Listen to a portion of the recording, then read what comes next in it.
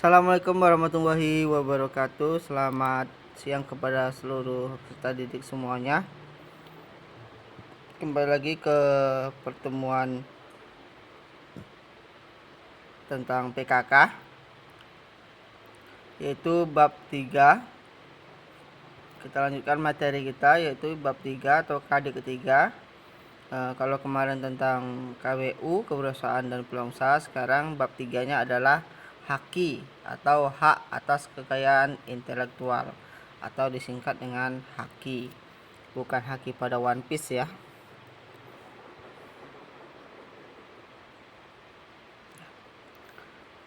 Nah, contoh kasus pencampurkan haki, kalian tinggal searching aja dengan ketik kata kasus pelanggaran hak cipta, itu banyak sekali, mulai dari artis sampai dengan pengusaha. Banyak sekali di sana, kalian tinggal baca-baca saja. Hak kekayaan intelektual.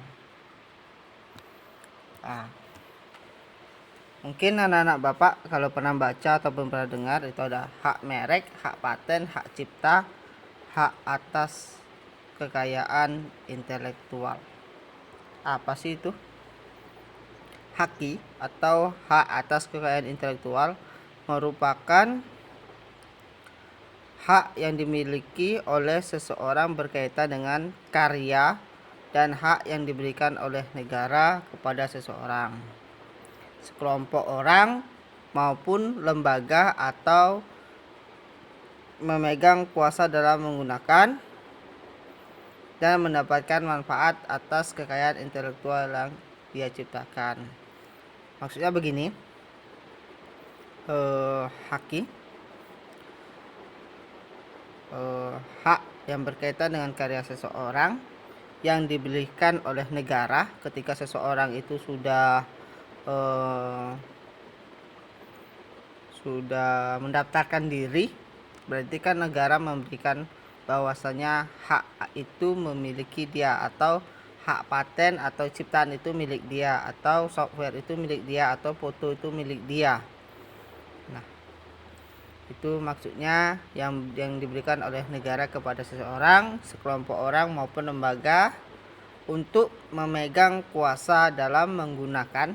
Setelah mempunyai hak paten, seseorang ataupun lembaga bisa menggunakan atau mendapatkan manfaat atas kekayaan intelektual yang ia ciptakan.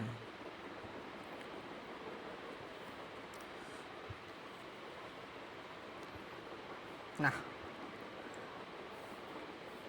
flashback, dari mana hak kekayaan intelektual itu berasal? Kita cerita tahun nenek moyang kita. Mungkin yang pertama kali yang terdaftar dan yang diletakkan di dalam buku panduan yang Bapak miliki itu berasal dari Venice atau daerah Italia pada tahun 470 Masehi. Ini mungkin masih zamannya pencarian benua-benua kalau di sekilas sejarah, dan diadopsi oleh Inggris pada tahun 1500 Masehi. Sedangkan di Indonesia, negara kita, baru 20 tahun ya, awal tahun 2000-an, berarti sekitar 20 tahun yang lalu lah ya, sekitar 20 tahun yang lalu baru diundang-undangkan, dan revisinya tahun 2014. Nah, sementara orang luar negeri sudah banyak mematenkan dari zaman gak enak, dari nenek moyang sampai ke anak cucu cicit, dan Indonesia barulah dibuat pada tahun 2000. Karena di sana waktu itu kalau tidak salah ada beritanya yang Bapak lihat adalah pencaplokan tentang kebudayaan Indonesia, yaitu Riok Ponorogo dan batik dan keris yang dicaplok oleh Malaysia. Baru pemerintah negara kalang kabut kebakaran jenggot atau panas bahwasanya itu memang milik Indonesia, sementara diakui oleh negara Malaysia. Barulah pemerintah membuat undang-undangnya. Selanjutnya, HQ atau hak kekayaan intelektual merupakan hak privat atau private rights. Seseorang bebas untuk mendaftarkan hak ciptanya atau tidak. Nah, seseorang bebas untuk mendaftarkan hak ciptanya atau tidak.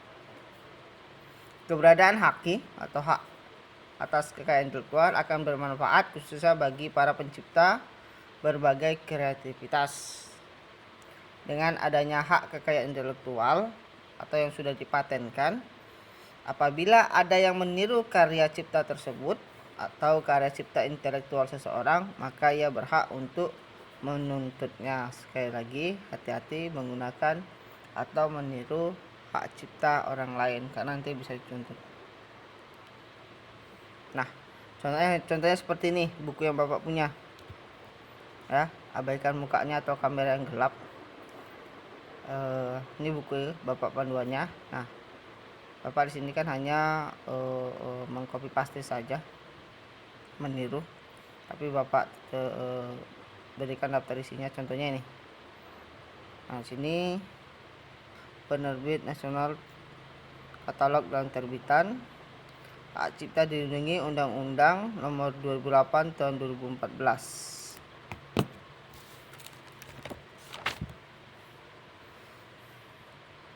Dilarang memperbanyak, menyalahgunakan atau menyebarluaskan dalam bentuk apapun tanpa izin dari penerbit Yudhistira. Nah, ini contohnya.